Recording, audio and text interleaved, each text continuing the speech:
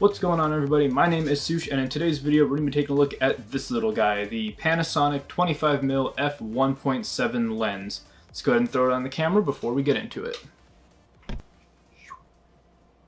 Alright guys, now that we're on the Panasonic 25mm, all as you guys can already see, it is very zoomed in and tight on my face. Previously we were on the Panasonic 12-60 lens f3.5, so now on the 25mm, it is wide open at f1.7 and the ISO is all the way down at 200. Getting right off into some specs of this thing, it is a native micro four thirds mount for the Panasonic cameras. It has a 46mm thread. It has an aperture of f1.7 all the way up to f22. Its focal equivalent is a 50mm f3.4 on any full frame camera, which means this is a standard size lens, and what that pretty much means is just it captures the same field of view of what your eyes would naturally see with about the same depth compression. Now the size of this lens is probably what stands this thing out in the crowd. It weighs only about 125 grams and it has a length of only about 2 to 2.5 inches. So it's very travel friendly and you can easily throw it into your backpack or probably even your pocket. And since it is a native Panasonic lens, the autofocus works about as well as you can expect. Throughout this video, all the A-roll that you're seeing right now is shot on the 25mm with autofocus on face tracking on the Panasonic G7, so you guys can get a pretty accurate representation of what this thing can do for you autofocus-wise. And of course, the autofocus does work on STM motors, so it's going to be very quiet, so you wouldn't pick up any kind of noise in your microphones for any on-camera work that you guys are doing. So, getting right off into some pros of this lens, it is dirt cheap. You guys can pick this up on Amazon for about 150 bucks, or if you want to get it used on eBay, you can probably get it for much cheaper than that.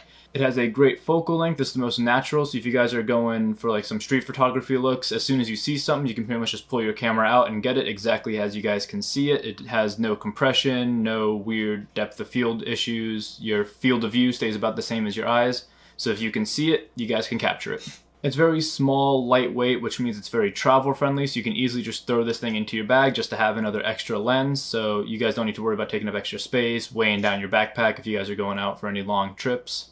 And of course, with having that aperture at f1.7, this thing is absolutely amazing and low light. That's actually why I picked this thing up, is because I was at a shoot for the police academy nearby, and they had like terrible lighting all throughout their venue. I had to like crank my ISO way high. It was really noisy and almost unusable half the footage. So that's when I decided I needed a faster lens, which is why I went ahead and picked this thing up.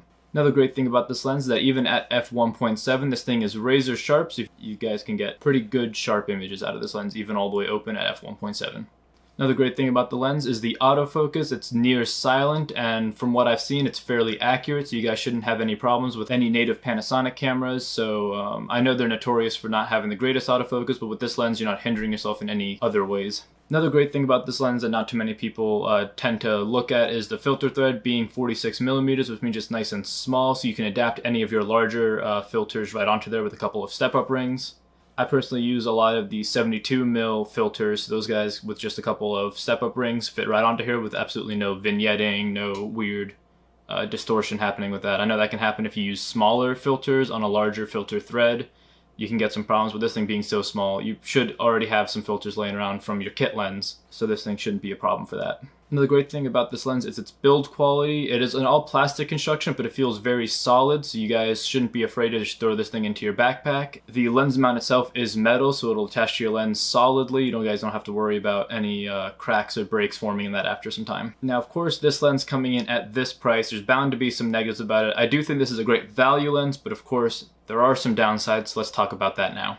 Biggest downside for me is that there's no built-in stabilization in the lens, and there's also no stabilization in my camera body, the G7. So for me, pretty much handheld shots with this thing are very difficult if you're not stable, and I drink a lot of coffee, so that's not on the menu for me. So what I use to actually get stable shots is, you might actually see the box in the background right here, is a Moza Air gimbal. So if you guys have a gimbal or a Steadicam or something, this shouldn't be a problem, but if you guys are shooting handheld or vlogging or something, I don't recommend this for vlogging, but if you are trying to get some like handheld B-roll shots for your vlogs, it could be a little bit tricky. Another big downside for me is that it's a prime lens, and that's great for some reasons. Usually primes are a lot sharper than your zoom equivalents, but for me, not having that big of a lens selection, pretty much the only other lens I have is the 12-60. So not having that big of a lens selection, a prime lens can be pretty hindering, because It's not as versatile for me. Again, that's no fault to the lens, it's just me not having a great collection. It can become a problem. Another thing to keep in mind with this lens is that there's no weather sealing, so if you guys are using this with your G85s, GH5s, or anything, you might want to be careful in light rain, so just keep that in mind when buying. Now, previously I mentioned in the pros of this thing being so small and lightweight, but that could also be a problem for some people if you guys are using a small camera like mine and you have a tiny lens on here. It can get really light, and getting stable shots with a very light camera can also be a problem.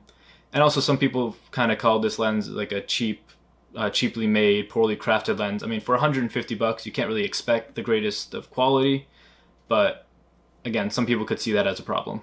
Now, another weird issue, I don't know if this is just on my lens or if this is a common thing for this lens, is chromatic aberrations or color fringing, which is where along a couple of the sharper edges, you guys can see the splittings of some of the colors. Mostly what I've seen is a green kind of like fringe along the edges of a lot of my photos. I'll throw up some screenshots of those here.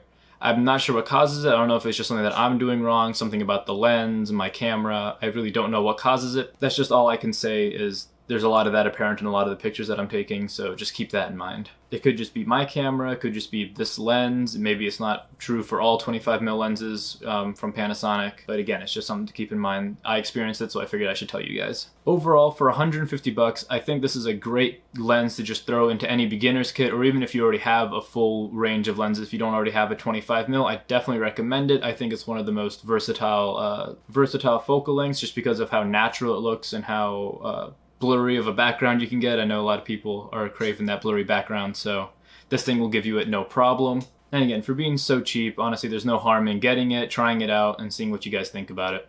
Alright guys, that'll do it for me. If you liked the video, be sure to leave a like and subscribe to the channel to see more videos like this. Be sure to follow me on Twitter and on Twitch, where I do live streams. And if you have any other suggestions for videos I should do or any gear I should check out, be sure to leave it down in the comments below. And other than that, I will see you in the next one.